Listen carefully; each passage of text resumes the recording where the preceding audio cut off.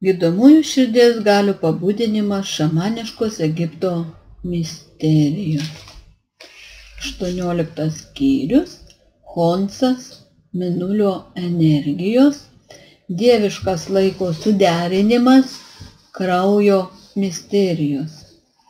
Chonsas yra senovinė mėnulio dievybė, kurios vardas reiškia karaliaus placentą. Vardas rodo, kad jis per istoriją atliko įvairias funkcijas. Senosios karalystės laikais sakyta, kad jis žudo ir valgo mažesnius dievus. Tai paskatino žmonės jį vadinti kraugeriu.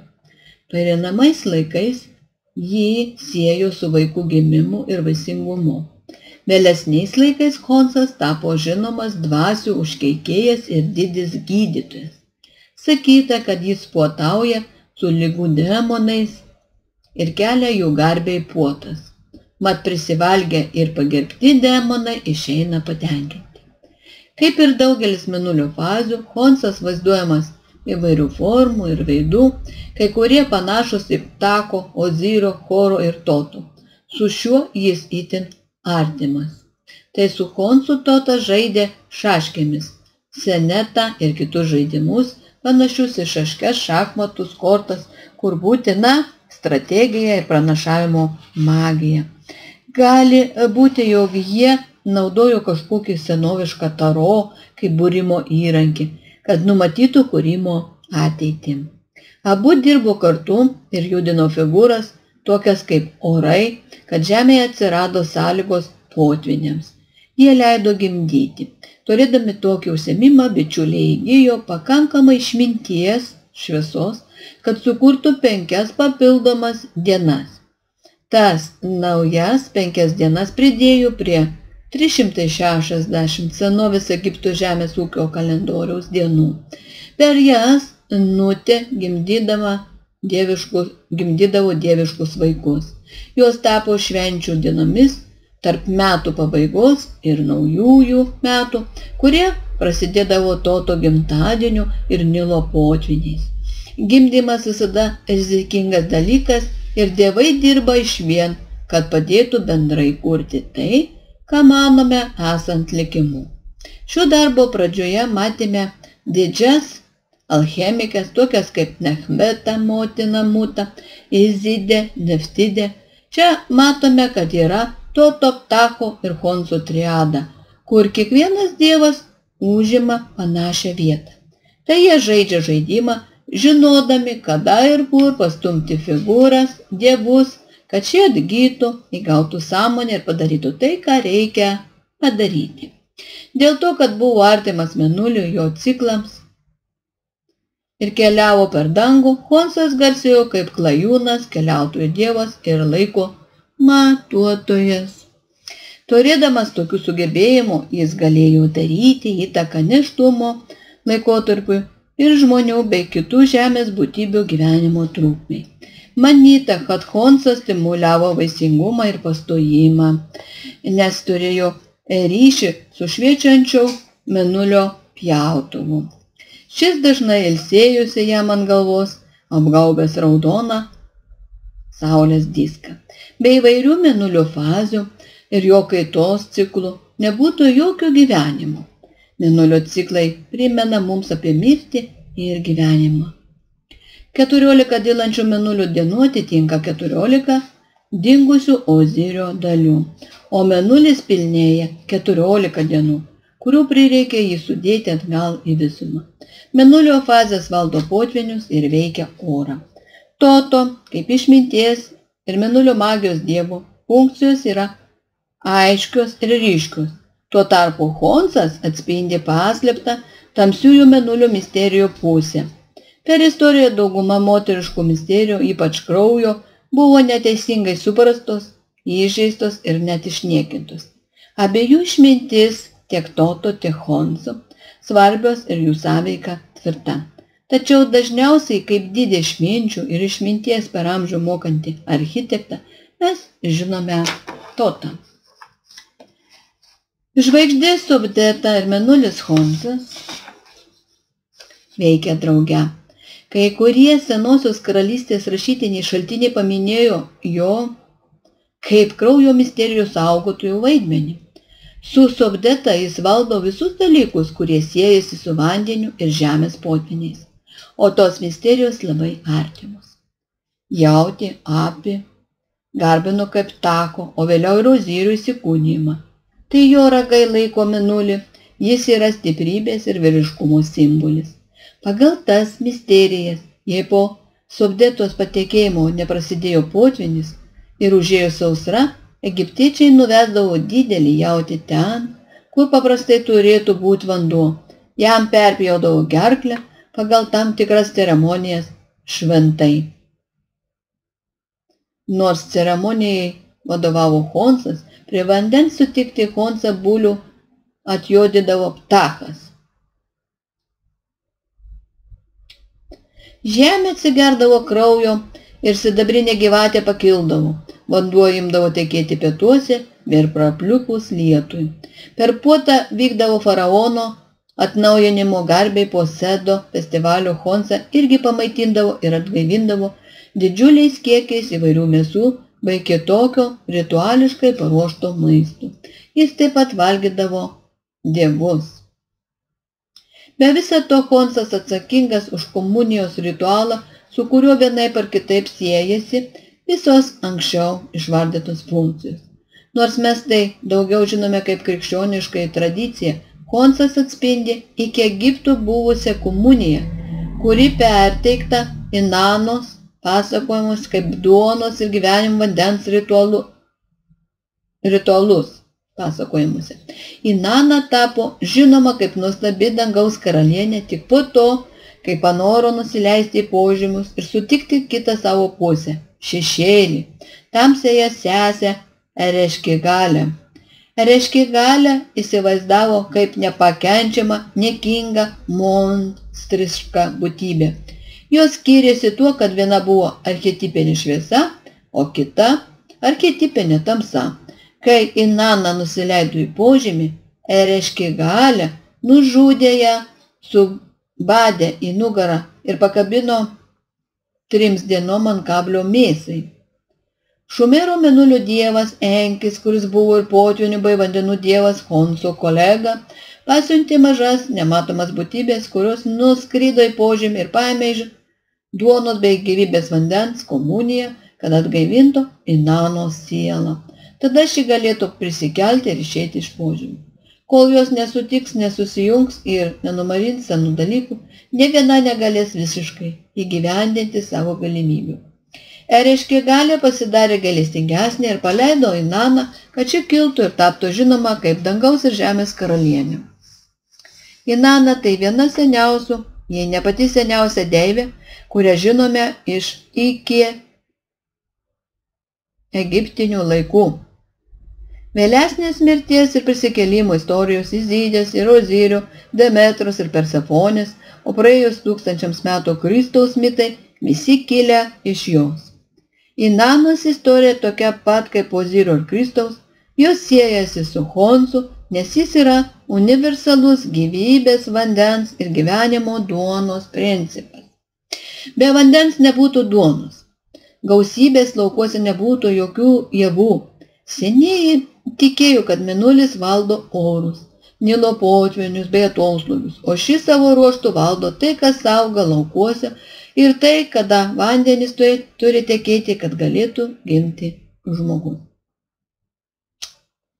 Dalį ritualo žinoma kaip šventoji komunija vėliau susiejų su paskutinė vakarienė. Bet kur kas anksčiau taip valgydami duoną ir gerdami vyną ar kraują žmonės kvietė Chonsą. Taip pagerdavo, tęsdavo gyvybę, duodančių vandenų tekėjimą ir gerą derlių. Pasak Normandės, Elis kartu paimtų altoriaus audeklo, duonos kepalo ir vyno taurės hieroglifas yra Enhotepas. Tai reiškia ramybė. Simbolis reiškia tradicinę egiptiečių auką mirusiems, kai jie neša duoną ir vyną, jų gyvybei palaikyti. Kaip ir šiandien duodamoje Eucharistijoje ar šventoje komunijoje, duona ir vynas primena mums, kad priimame Dievo kūną Jis gyvena javuose, iš kurių kepama duona. Dieviškai kraują simbolizuoja vynas taurėje. Valgydami enchotepą arba eucharistiją valgome anksčiau buvusią sąmonę. Mes tampame Dievo dalimi, o Dievas tampa mumis. Pačios stichijos yra netero pasireiškimas. Gerdami vandenį, valgydami žemės augintus vaisius, mes tikrąją to žodžio prasme valgome ir gerime dievus. Stichijos gyvena mumyse ir teikia gyvybę. Viskas, ką suvalgome, tampa mūsų kūnu ir kuria mus, veikia smegenis ir kraujo cheminę sudėtį. Atitinkamai mes esame dievų maistas, nes kai valgome ir tampame jais, jie tampa mumis. Iš esmės būnam praryti dievų. Mes išplečiame arba suspaudžiame savo sąmonę pagal tai, ką suvartojame. Ir kas tai būtų tikras maistas ar kito žmogaus emocijos, susiurbėme viską, kas yra aplinkui. Turėtume gerai pamastyti apie viską, ką įkišame save ir paverčiame šventu.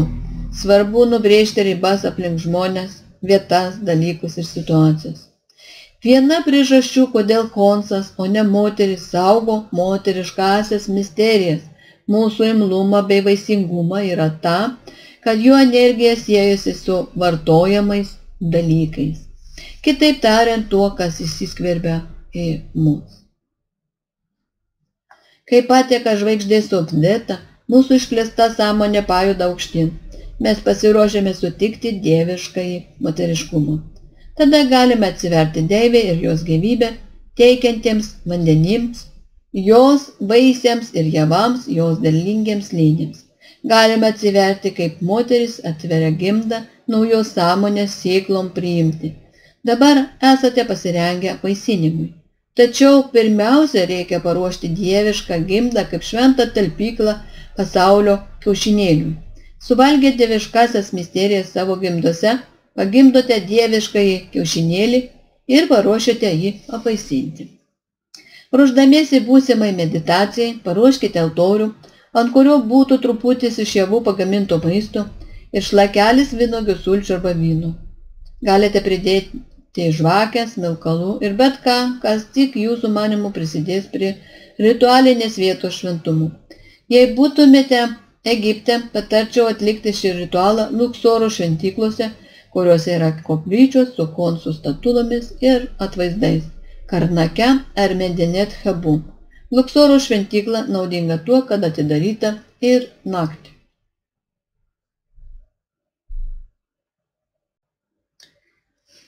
Šventos komunijos ritualas. Ruoškite šventą vietą, uždekite širdies ugnį, meilę ir kvėpuokite širdies kvapu. Jauskite širdyje susitinkančias dangaus ir žemės galias.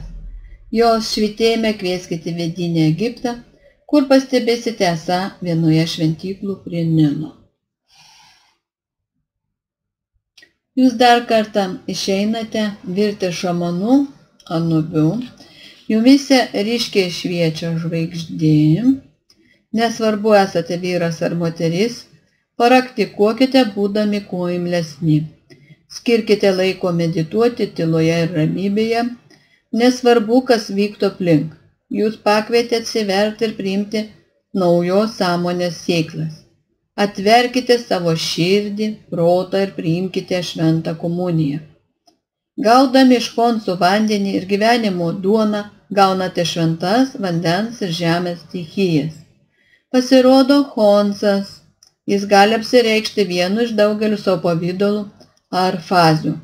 Galbūt kaip babuinas ar žmogus, dievas su ibių galva, ant kurios uždėtas didžiulis pusmėnulis. Jam stovint prieš jūs, jo forma gali keistis. Pagarbiai pasveikinkite šį didį dievą.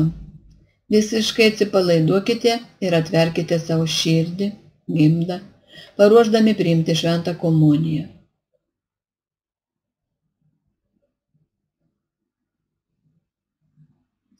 Visiškai atsiverdami, susijungiate su tuštuma ir didžiąja misterija. Būtent čia yra atnaujinta nekaltybė, pasitikėjimas ir pirminė jėga. Čia rezultato nepakeisi. Greičiau jūs esate atsivėrę Dievo, Deivės valiai, universalaus proto ketinimui jūsų atžvilgiu. Visomis jūslėmis jauskite, kaip tų elementų dvasia persmelkia visą jūsų būtybę.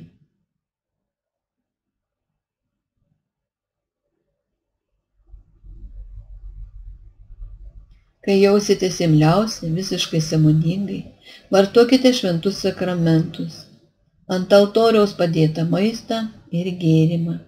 Priimkite energijas, kad galėtumėte vandens ir žemės palaiminimus.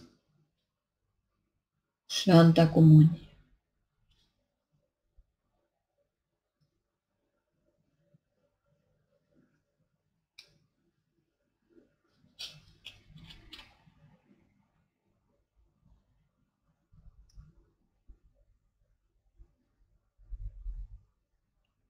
Truputį pasidėkite, pamedituokite, leiskite tam, ką suvalgėte atlikti vaisingumo ir vidinio maitinimo stebuklų. Pirmame rate sekmetos pasėtos meilės sėklos jau pasiruošusios patekti į pilve apvaisinimui padėtą pasaulio kiaušinėlį. Kai pavalgysite ir jausite, kad komunija baigta, lėtai atsimerkite, įsižeminkite ir susikaupkite.